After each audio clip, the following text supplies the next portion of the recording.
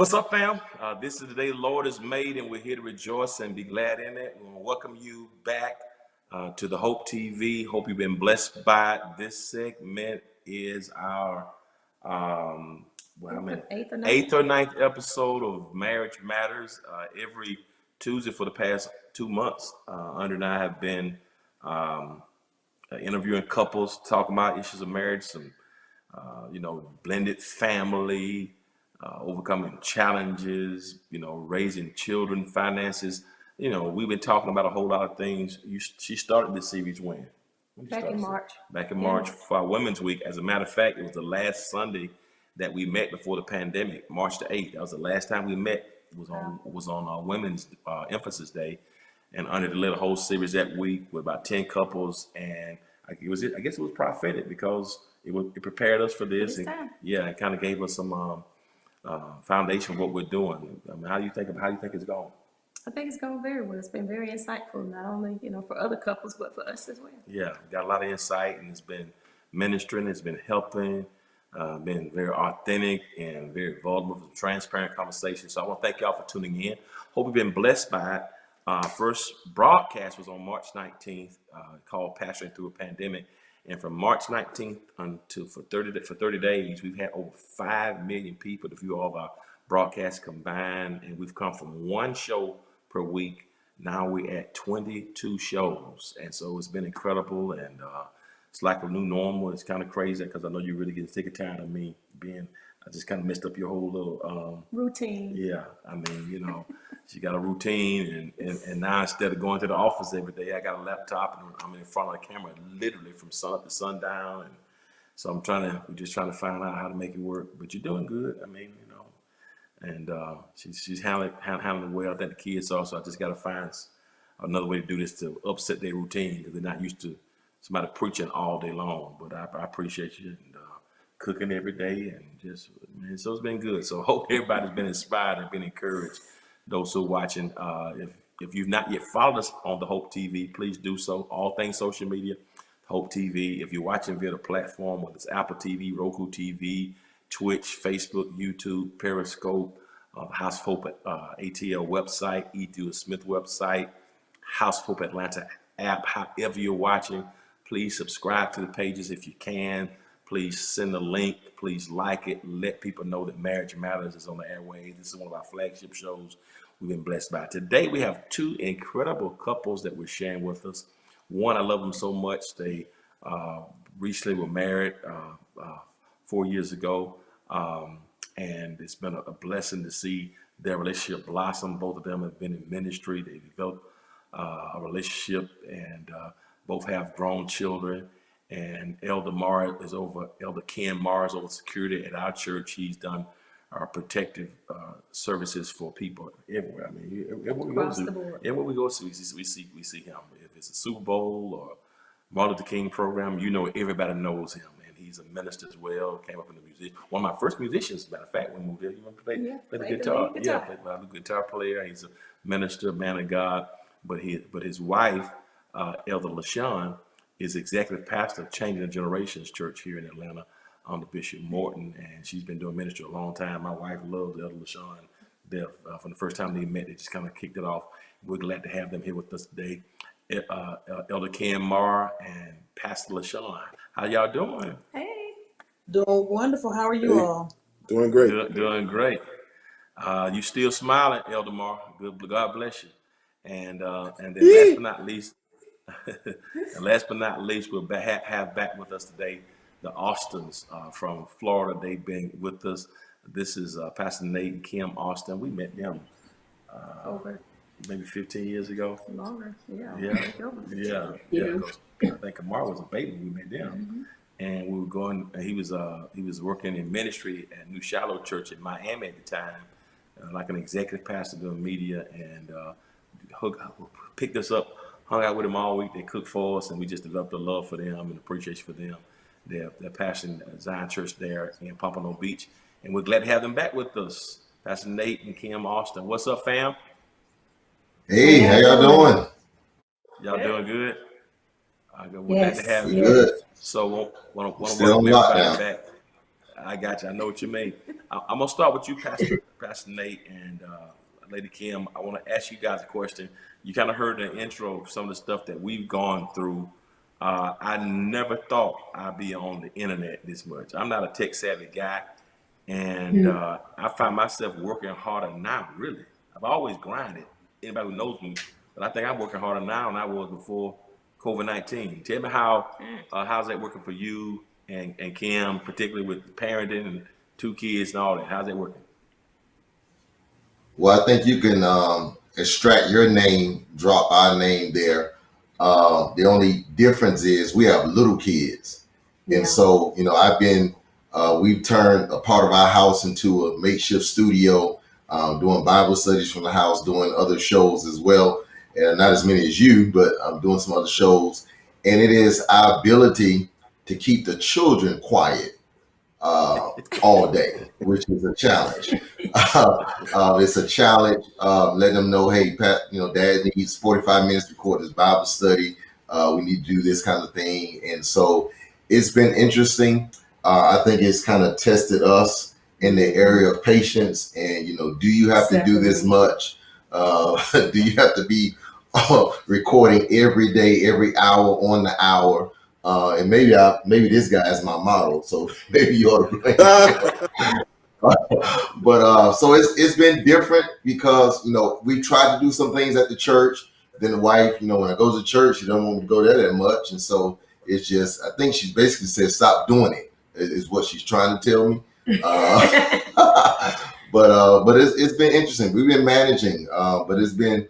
I think we had older kids, it would be a little better, but my kids is so funny because they're such church kids. And when it was Easter, they didn't understand. I had to explain. My son say, it's Easter. Everybody go to church on Sunday. Now, what's going on? Enough of this. He was over it.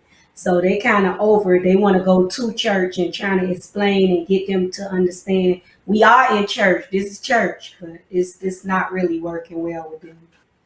How old are they now? 5 and 8. Oh Lord. I don't know. I don't know. Right. I mean, other than keeping them quiet, that may be a little. They can entertain themselves, but I don't know as much difference because these boys are so frustrated. So I get it right. I want to ask you this question before we go to the Mars right quick, and because in terms of the governor of Florida, I think your governor and our governor are related. But anyway, it's another time. But what kind of flexibility has he given churches there in Florida for this season? Well, it's interesting because a lot of things have opened up in Florida, but in the main 2 counties, which is South Florida, which is Dade and Broward, we live in Dade, pastor in Broward. For those 2 counties, we're still pretty much on lockdown, having given much liberties. Most businesses are still closed. And so we haven't really got to the point of reopening because Broward and Dade County lead by far the entire state in cases of COVID. And so we're still kind of in the normalcy of what we've been. The other parts of Florida begin to open up, and I've talked to pastors in Jacksonville and other parts of the state, and he hasn't really given any foundational things, but they've been a little reluctant to open because the same people that are hanging out on the beach all week are now trying to come to church. And so the pastors, although they have liberty to open, they don't really want to open because they don't know what they're going to be susceptible to when they do open. Wow, that's huge. Yeah. Let me go to the Mars right quick, since you guys don't have any children in the house. How's What? it No, being like? no, wait. You have adults. Adults. We have adults. We do. How is it with the adults being in the house? This COVID-19 has caused some to have to come back. And so, yeah, it's it gets pretty interesting around here. Too many grown people in the house. Too many grown folks in the house. So how many? Is it 4 of you guys there now? Yes. Both of our namesakes are here. Yeah, both of the namesakes are here. So See. can you imagine? Well, let me ask you this. So, what about in terms like of cooking, groceries, keeping everything in order? Is that being evenly distributed amongst everybody, or is that? No, I can answer I that. just wonder how y'all handling that. Some are not able to work during this time, so they don't have any funds. So we have to, just float the house. We have become the servants. They are the kings, and we are the servants. I feel you. So you got to cook, you got to clean, and you got to feed them all at the same time. Absolutely. You know, it We was need a funny COVID last. vacation.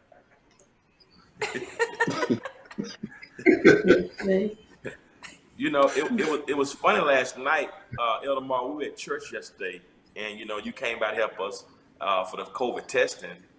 And I had three after being there all day for the COVID testing. You saw me out there. I had to do 3 shows last night. Television interview with the Impact Network, 2 others. So I didn't leave the church till 11 o'clock last night, and I was beat. So I got home. When I got in the house, and I walked in the house, Arnie said to me, "Well, you need to take the trash out to the street." I'm like, I need to do what? Yeah, the trash can. They come to pick the trash can up Tuesday morning, and in the morning, and so we need to get out there before they get out there for because if you take it out in the morning, we may miss them. So I need you to take the trash. So I'm saying to myself, wait just. I've been at church all day long, and now I got to come home at 11 o'clock at night, and no hey, no how's your That was day? not how it went. We was kissed first. oh, We kissed okay, first. all right, there you go. Okay, We kissed okay, first. okay, all right, Then I said, okay, all right. Set him up. That's what she did. She set him up. Mhm. thank you. I kissed him first. And Okay, all right. But then, then I said, we can take out the trash. no, that's not what you said. But again, I can kind of relate to you on that. Elder Sean, let me ask you a question because you've been executive pastor of Change Generations, and you assist Bishop when he was presiding Bishop of Full Gospel, and Bishop is now traveling back. He was traveling back and forth between changing and St. Stephen's in New Orleans, and so it's still really one church in 2 different states. How has that been in terms of trying to navigate that for you as pastor and trying to navigate both those extremes? It has been an interesting dynamic when you serve a pastor who is accustomed to going 24/7, being in 7 different states in a week, to now, so everything has been a little bit different. We've seen things on a whole nother micro level, and I'll just leave it at that. So it's been very interesting. To say the least. Yeah, Work has I not mean, stopped. It has increased. wow. Yeah. Pastor, Nate, I'll ask you this question because I've been talking to a lot of pastors about this. And I guess I've been going so much that it hadn't really hit me. But I want to ask you about it. Uh, one of the most difficult things for me in this season has been I miss the people so much. Um, I miss them so much that it hurts. Last couple weeks, it's kind of, when people die in their families and people in the hospital, and our church is very loving. We're gonna show up. So people who are very close to us, when you can't go there, so that's the thing that's been most painful. I can't see my people. 2 months, March 8th. It's March 5th. Today, 2 months I haven't seen the people. That's number one.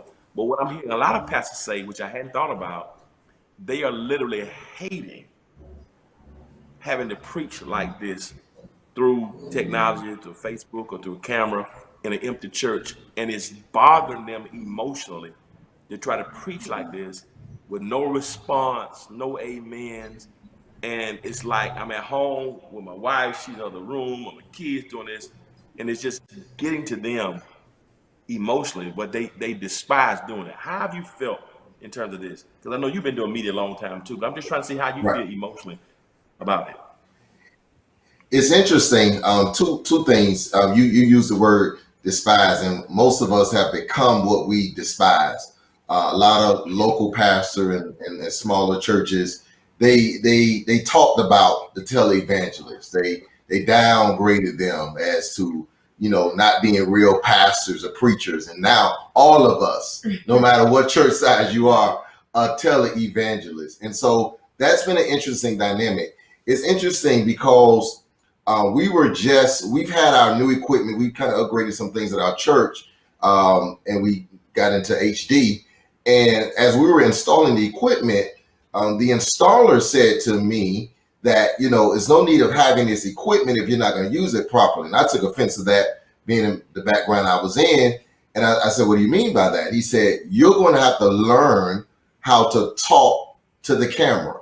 Now, we purchased this equipment May of last year. So we're talking literally a year ago today almost. And I said, man, that's offensive, man. My church's not that big, a couple hundred people. I can't talk into a camera while I've got all these hundreds of folks looking at me. He said, man, you're going to have to learn how to talk into the camera. He said, if you're going to be effective doing ministry, you got to do it.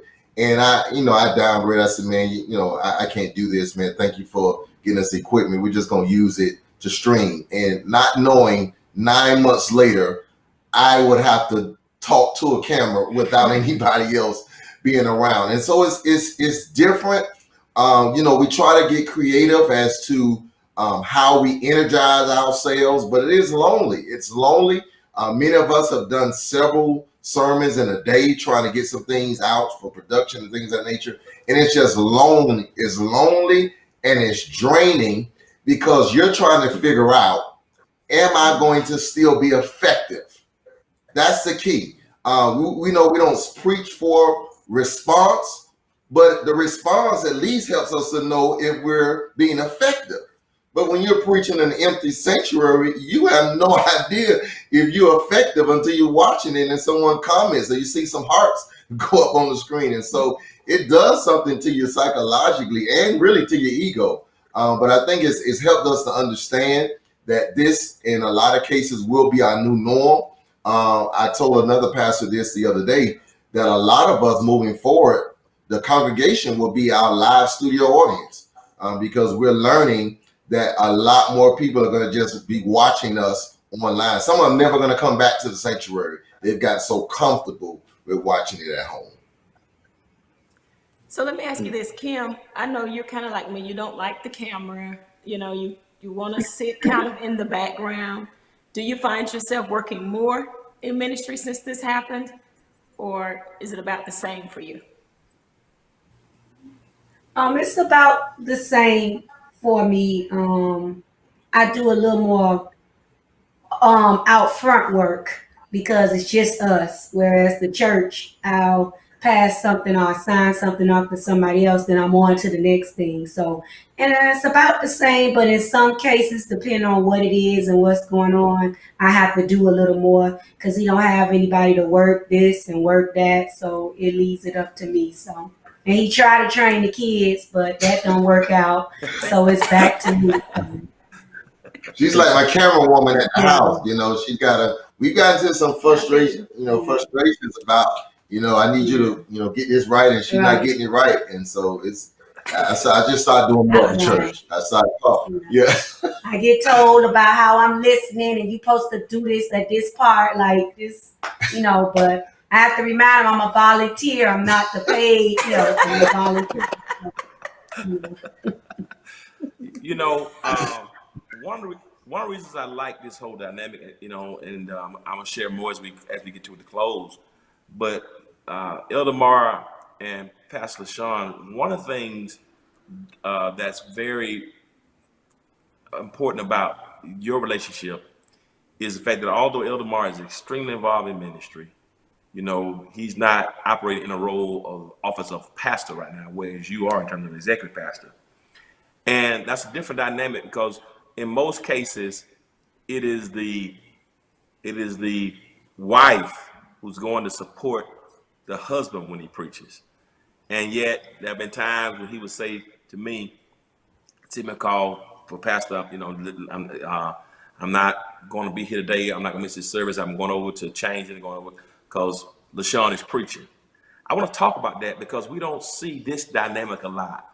It's typically patriarchal where the husband is the preacher and who's supported by the wife. But I want to talk about this for a moment. How do you make it work? How does that feel when the man is supporting the woman who's doing the preaching? Because I think that's very important as a ministry couple. Both of You you. go first. No, well, I mean, I for one, and the mantle that's on her life. So,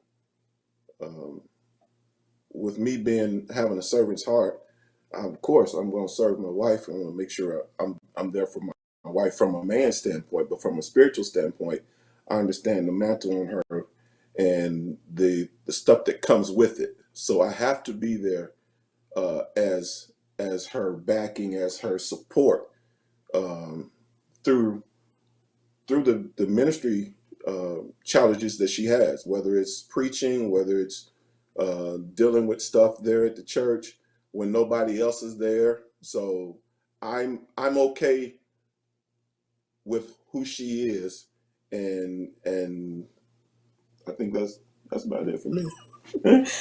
Yeah, I would say that he is my complementary component.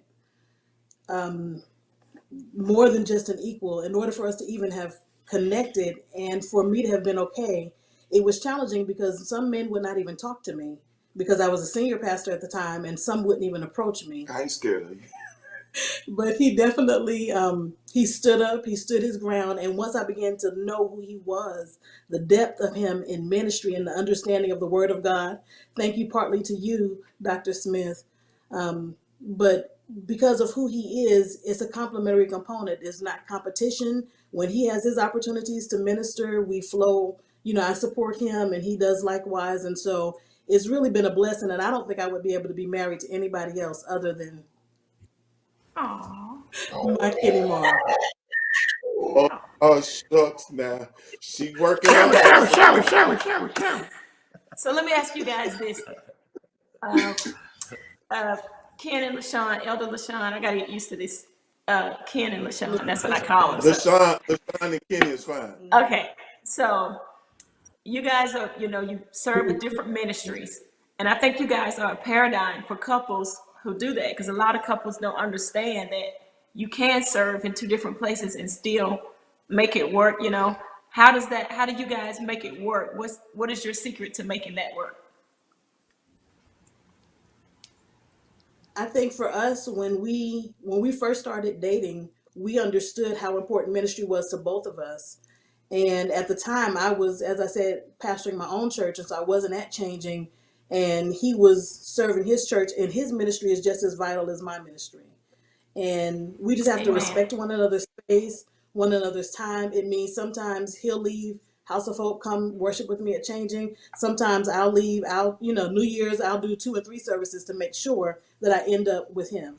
And so we just, it takes compromise, it takes communication and understanding when he's doing something important, I need to be there. No matter what my duty is, otherwise I need to be there for my husband. And so I think that's how for us, or for me, that's how it's No, been able to that's how work. it's been. Yeah, yeah. That's That's great. good. It's a support That's, support factor. that's great. Pastor Nate, you and Kim, we've been talking about this whole dynamic of the shifts and the changes, and it's requiring more. What I want to ask you is this: you guys in quarantine, you preaching all the time, validation not there, frustration comes, you stuck in the house. What are you guys doing to get away from ministry or the kids? What are you doing to kind of relax your mind outside of this? For couples, what kind of creative things can you do? Have you been able to do anything at this moment? Because one thing that I've been doing recently, I just bought me some new rifles, and so and so I've been Yes. A few, yeah, a lot. yeah. So I've been I've been trying every chance I get.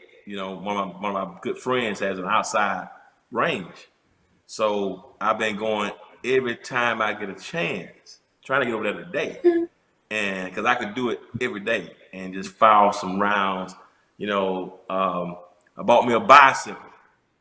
You know what I mean? I had a bicycle, and and And, and I'm trying to bought get it me then. one, man. So what are some things that you got that you're trying to do? Can you do anything? I just want to ask that question to kind of relax your mind or find something your own time. What are you doing?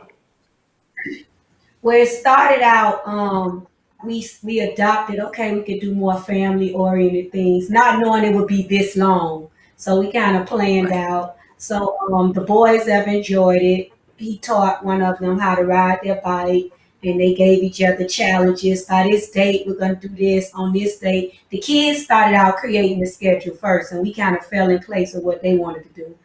But we haven't been able to escape them. So and the quarantine's been going on too long. So now we're kind of trying to find our place now because they've just taken over. They just tell us what they want to do, from what they want to eat for breakfast to what time they gonna eat lunch and all of that. But it's kind of been a stress lately because that went on for like the first month. But after a month, you can't take for so many orders from a 5 and 8 year old. So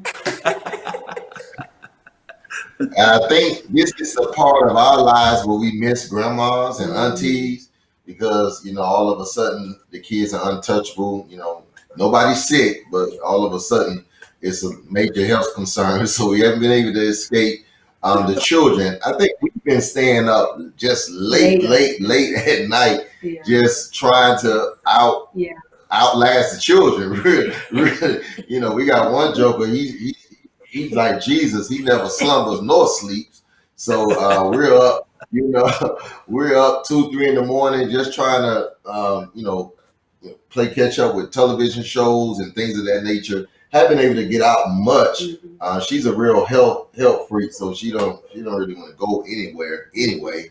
So I think really we've been able to just be blessed by seeing the children Right. be blessed, and Taz, I don't know when my son would have learned how to ride a bike if we hadn't been in quarantine. Just didn't have the time to do it, and so we've been able to use this time to kind of play, at least me personally, play catch up on some parenting skills that have been kind of neglected because of our role as pastors. Yeah. Now they want to skate. Now they got a list of stuff they want to do.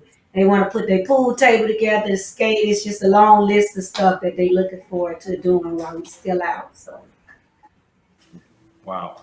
I want to go back to you, Elder Mar, for a minute because I think it's important.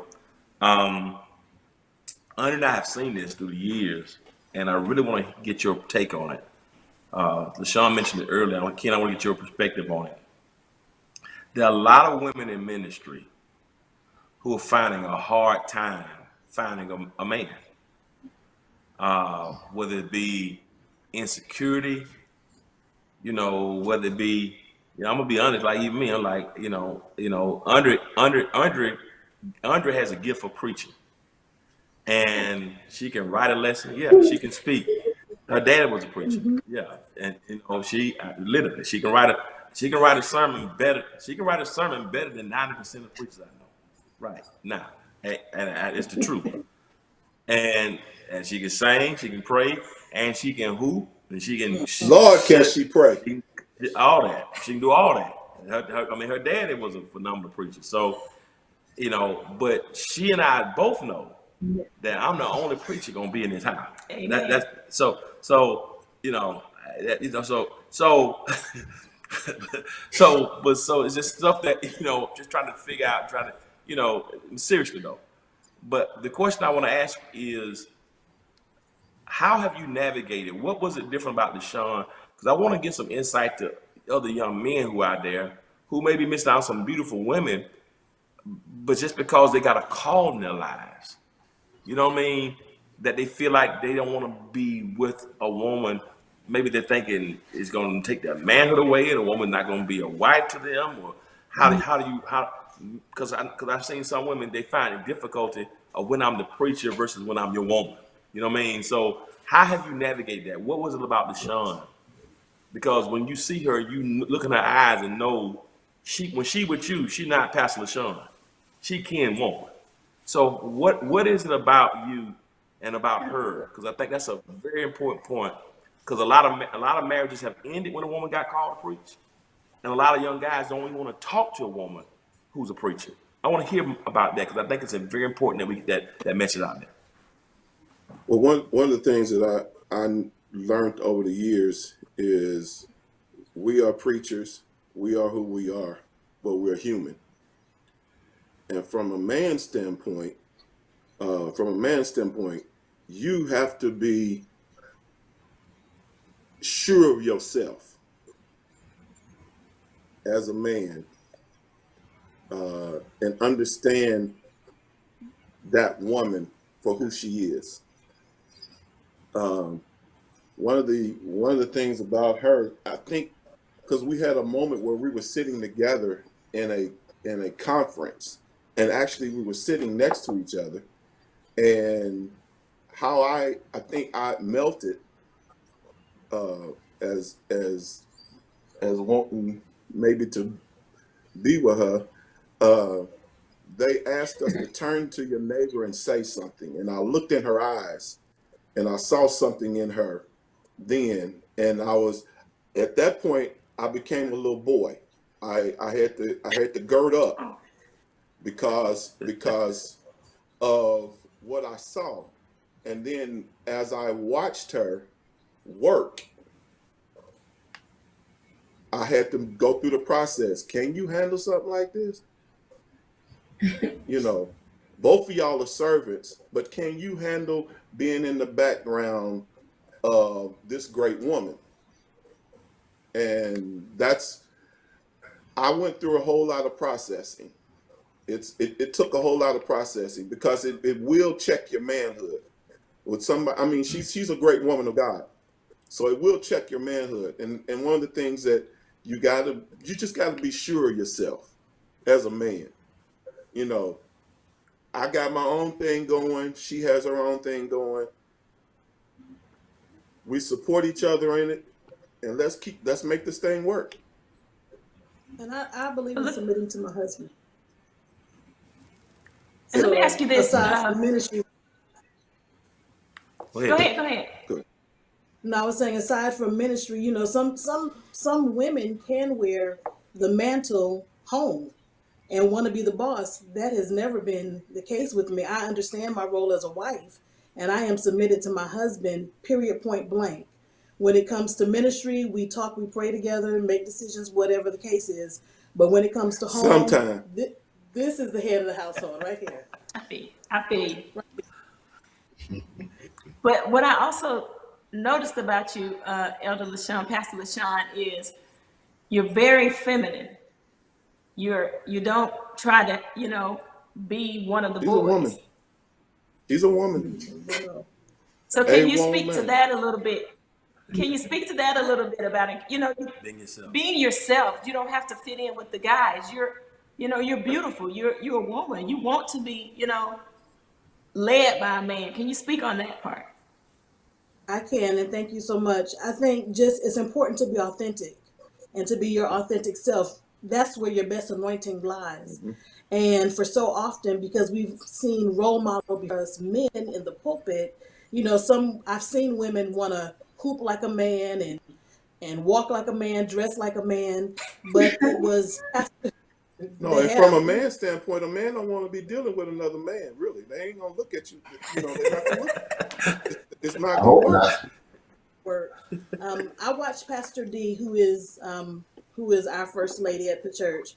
And years ago in San Francisco, she was feminine. She had her heels on, her makeup done, hair done, and was feminine. She was anointed, but yet all woman. And I think that liberated me because at a point I was, I just tried to mask who I was until I realized it's okay to be me. And my best anointing again is when I am truly myself. That's good, girl. That's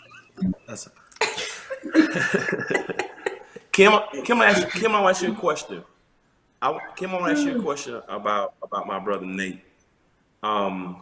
Is he different now as a pastor since this whole COVID-19? What do you see in him? Do you see a difference? A man, pastor? Who is he now versus who he was prior to COVID-19? Yeah, he's he's different.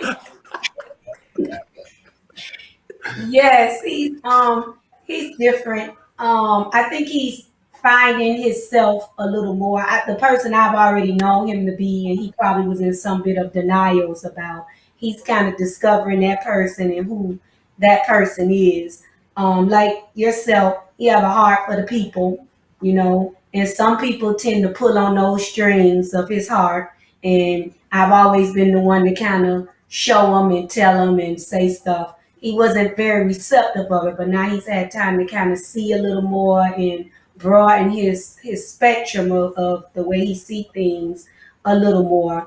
And he's different because also I just thought he couldn't go no harder for the people. Now he's going even harder for the people. And I think he's kind of seeing some of my perspective being home with me sometime a little more now with the kids and things like that. So he's trying to do a little more balancing of home and the people, which he tried before, but he's a little more conscious of it now because he's seeing it firsthand. So I have to give him kudos for that, for really putting in the effort and identifying where the areas of needs are more, identifying them more and kind of jumping in to be able to help and receive his parts and do his parts. What about you, Nate? Are you different? I believe I'm different in the mindset of my whole approach to ministry has changed. Of course, I believe preaching has changed a little bit.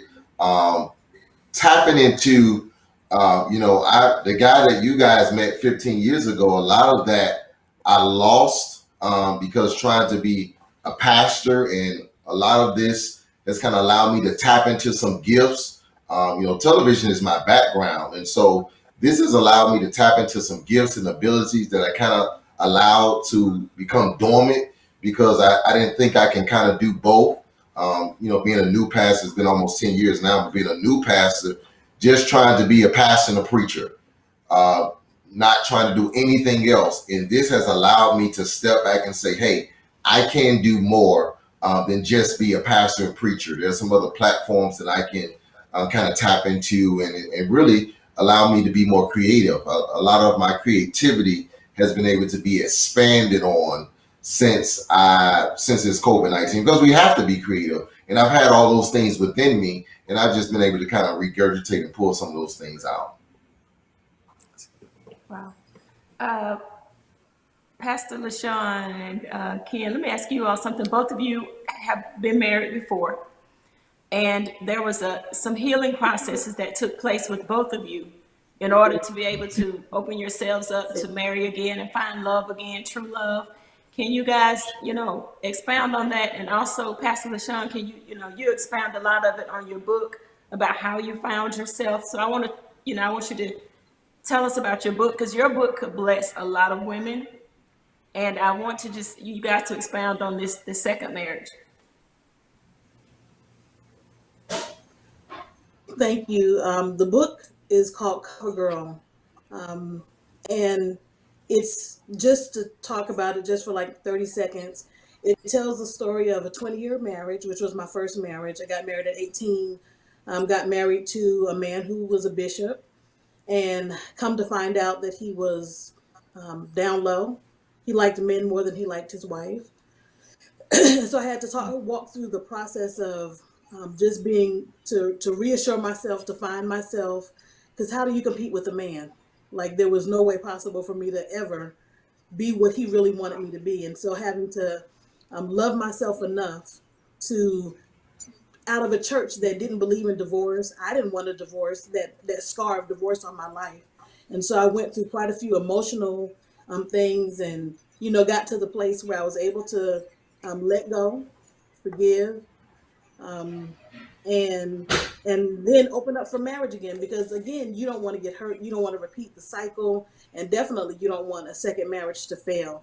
And so it has been a challenge, and even during COVID, it's been interesting because spending so much time with each other, sometimes you can slide by things, but when you have to face each other all day every day, sometimes it can cause you to even have relapses. And just to be have a transparent moment, I've had to check because there was things that maybe I would see that would cause flashbacks even this year. And so even though that's long and gone, I had to remind myself that, hey, this is not him. This is not that. Get over it and No, realize. no, I ain't. I don't like men like that. Well, not That ain't my. oh, okay. That Put it ain't, on that the ain't, record. Put it on the record. Not men, of course not. Not that. Let me clarify. For instance, my ex had issues with social media, and right, we all know he does not like. That's not the case. But he would be on the phone to do certain things with social media. Now that we are completely virtual, moved to virtual, Kenny would be up studying things online on his phone. He would be tuning in the House of Hope, and I may not be able to hear what's going on. And so for a second, it's like, oh my gosh, he's on the phone again. Is this a relapse of something that I've experienced before? And so I had to realize that this is something new. And in order for us to grow, I've got to completely release even the things that I thought were already released. Baby, how you dealing with and love? and on my from my side of it, um, a man really wants to know that he's appreciated, number one, and that he's respected and he's loved. And so, and without putting all of the past out there, I would say I found that in my wife, that she truly loves me, she respects me, and she supports me. She she appreciates me. And so, um, I mean, I'm good.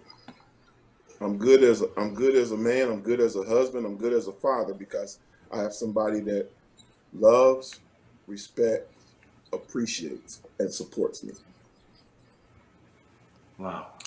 Um, before they're going to start asking in a minute. So, what's the title of your book again? The author, and where can they find the book? Okay, it is called Cover Girl Uncovered, and it's written by LaShawn Perry. That was before I got married. He actually pushed me to tell the story. It can be found on Amazon as well as on Kindle. Thank you.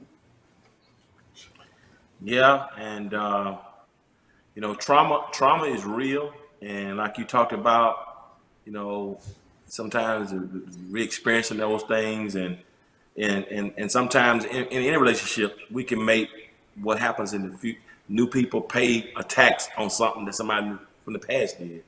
It's real, and it's good that you can recognize, and it's good that What you is it? recognize. It's important to recognize the trauma and the triggers, and deal with those things because I think just because you moved on, you're happy, it doesn't mean that all the trauma and all the thoughts are gone. But to Right, recognize and right, quickly call it what it is, and the blessing to realize too that you marry somebody, that at least no marriage is perfect. I don't care who it is or who that person is, but the blessing is you won't have to relive that, with this guy. So Woo! you know what I mean. no So sir, no sir, you not know what I not mean. at No, It's all. just sir. Not it's that. so yeah we all know KMR. We know that won't be your issue, That won't be it. but That won't still be it. understand. But trauma is real, and I think sometimes we don't talk enough about it. Because like this COVID-19, this is really trauma. I don't think we've diagnosed it as much as it is, but this is traumatizing to the world. It's traumatizing to the kids. It's traumatizing to elder people. It's trauma. So it's trauma, and I think being able to acknowledge this such is very, very important. So thanks for sharing that. We get ready to close out, and Nate, Kim, what I love about you guys, and we talked before about it in terms of couple. I think the first show you talked about it. You guys also have a business together. So you in business together, you are married, and you parent together, all at the same time. And Andre and I don't. There's no way in the world we could have a business together, do ministry together, and it just ain't It no. won't It happen. just in Well, the you words of my better warn grandmama, God. hell would freeze over for that happen. How this ain't not gonna. You can't be the boss 24/7. I just need a little space. You can't just, It Yeah. wouldn't work. It No, wouldn't. Yeah, and, I saw Andrea at your first conference as the boss, and she did a marvelous job at being the boss, I must say. yeah, what? Yeah, that's the problem. But I can't be his boss. Yeah, she's a major boss. But she And was your one boss. thing, I married her. I married her because she was a boss. But like LaShawn said earlier, you gotta know when you come home, Andre it's gonna be one way, is her way. She right, and so she is a German Shepherd. She's gonna go at you. But I'm a chained up pit bull. You know what I'm saying? With gunpowder. So if you don't know how to, you know what I'm saying? I'm gonna chain you right. So It would. it ain't gonna work. You know what I mean? And I can be deferring and support, but she one track. It's gonna be her way all the time, and it would not work. So when I have a project I want her on, I give it to her and let her do it, not step away. Because we doing it together, it's gonna be a problem because she gonna always right. So just let her run it, and and I don't have to worry about it. But if it's us together, it's not gonna work. Because he's always gonna be right too. So we can't. That's not true. Two people can't Not be right. as bad as you are. So how have you guys navigated that? How y'all navigating that? Because I think it's important, especially in this COVID-19. Because here's what I'm afraid of. It's not gonna go back to normal ever. And secondly, I think because we're reopening so quickly, we're prolonging the inevitable. I think this is gonna probably be another 8 months. I think maybe the rest of this year, if not. So how you navigating that? Wow, the business is, man, first of all, I wouldn't recommend it. If someone would have asked me, should they do all that together, I would certainly say no. Because as we said before, one of the things that, married couples negate the fact is that I'm not a huge proponent of thinking that marriage is, first of all, solely about love. It's about like.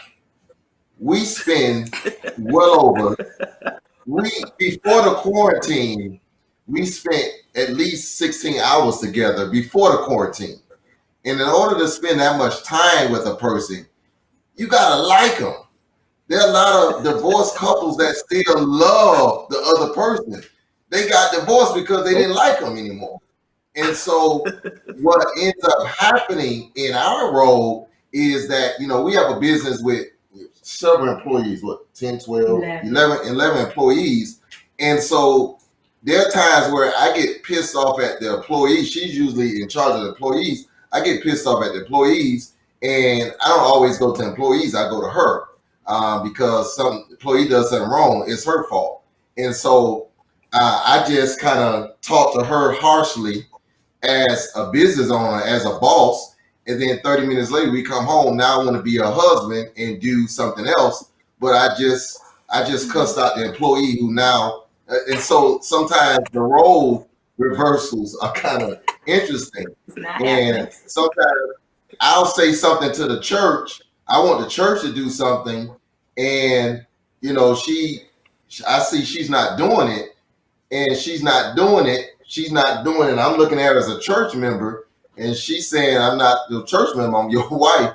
And so it's always trying to discover what role. I think a lot of times we have to just clearly say, this is the role we're in. This is how we're talking right now, because it can get convoluted, it can get confusing, and it's a lot of carryover. And so for couples, I think there has to be a clear line of demarcation. There are certain things that we just stop bringing home. So we stop bringing church home. We stop bringing business home, because when I come home, I want my wife. I don't even want the first lady. I want my wife. I don't want the member. I don't want the employee. I want my wife, and I want to do what husband and wives should be doing. But if I just piss the wife, first lady, and all that off, 30 minutes, it just becomes difficult. And so I've had to learn that some things I'm not going to even address in the business, because there's some stuff I want to do in the marriage. And so that's how I begin to navigate some things. And the key word was learn. You had to learn, because I made it clear those things that happened. It was kind of like just being passive about it and just like, oh, well, we on to this, we on to that, we on to that. So after a while, I kind of had to be creative with ways to get him to identify and see, okay, this is the time for this the time for that. So over a period of time, it was just had to be a learned behavior. It didn't come so innate, like it had to be a learned behavior that he had to make adjustments to. And we both kind of had to make adjustments to as well. But more so on his end, because like he said, he was the pastor. Then you want an opinion about how to handle this with this ministry, or idea about this ministry, and I'm on to the children, but you don't want to talk about the children. Then I'm on to the business, and then you want to still talk about how to handle this ministry, create this project, and then you really expect me to give my input honestly after what you just said and how you just acted. So it was just to learn. It was a very trying time. We're still not there yet. God's not through, under construction, but It's working you know, we're learning. on us all. Yes. But because I, I want what I want, I went from being a pit bull to a poodle. So now I just kind of let things ride, because at the end of the day, I like to be blessed. So, That's not That's happening right. You here. can't mess with the cookie jar. Don't mess with the cookie that's jar. It's not happening. I know, But no points. but No points. No. but one of my problems, I think, is with anything is I hold stuff in. You know what I mean? And was under would address it right when it happens. I hold stuff in, and I hold it, and then all of a sudden one thing triggers it, and what comes out is something that is not that's not beautiful or attractive at all. Yeah, and people see it, Wow. and they don't know. They don't. But I've kept a mental. It's like He keeps a mental I note. I can take. I tell you the Elephant date. man. Yeah, I tell you the date you did it, the time you did it, what you had on, your facial expression. It's all embedded, and at the one moment, and it all comes out, and what you see is uncontrollable, and so being able to acknowledge what you just said is huge. Yeah, and we're just opposite. I am the type, I can't stay mad. If you do something to hurt my feelings, I'm going to address it right then, and I'm good. I'm over it. He will just you could do something Monday, he won't say a word. Tuesday, he won't say a word. Wednesday, won't say a word. But by Sunday, he will open up that can, and it's like, whoa, where did this come from? Yeah, So, it's like me. I like peace, and sometimes you can, cause you avoid something you think is peaceful. You know what I mean? I don't like. I grew up with fussing in my house and fussing with and I just swore that I would never be that angry man. So I don't fuss. I don't. Everybody. I'm probably quiet as one. I don't like. until. I don't like. I hate drama. I hate. But when that thing it becomes something. So growing in that regard. I want to ask you one last question, Elder Pastor LaShawn and Elder Mar, because you mentioned it earlier, and it's a good segue from Nate and Kim. They talked about the two small children, and now you both have adults in the house. You both had children, when you were married. How have you navigated blended family and getting adult children to all come together in one family unit? That's a unique. But before they do that, before you go into that, can you guys I want to talk about your wedding ceremony. I forgot about that. How beautiful it was and what happened. So go from that and, how did you blend those families? Because I think it started a lot with that, that event. So you have to share because it was a surprise to me. So No, you just tell me. You tell me. I was sitting in church. The wonderful Dr. E. Dewey Smith, one of my favorite preachers, was preaching. And I'm accustomed to getting tapped on my shoulder to be disturbed. So they tapped on my shoulder, and they told me I gave them a mean mug. I didn't realize it. I was called out of the church only to realize that my husband had set up a surprise wedding ceremony with both of our pastors right after that service. I had never seen the dress, didn't know anything about it. He had orchestrated everything from the dress to the decorations to the reception, the whole 9 yards, behind my back. Might I add, behind my back. He did that, and he did it successfully. I did it actually in front of you because I was dealing with your people at your church. And so the blending started then. Yeah, he's good at what he does. Let's just say that he's good at it. So it started then. Our families get along well. Thank It's God. Thank yeah, God. it's 5 men and 1 woman, and they get along well. Living with grown children is very interesting because they're grown and they want to do what they want to do. And so that has been, and as a matter of fact, to be real honest, they were supposed to be gone April 1st. That's the date we gave them last year. And then COVID-19. So now I'm trying not to be in my feelings. So I'm trying not to do it. Mm. So Ken, have you done anything? So they got along well before COVID-19, right? Yes. Yeah. So how did you pull them all together for this wedding? It was not a hard thing at all. Um, I think her sons wanted their mom to be happy, and I believe they felt even if they had reservation, um, they felt that at some point that I would be able to be that person that make their mother happy. And the daughter is I don't my daughter I don't know if she had her by immaculate exception by me. That child is she acts like me.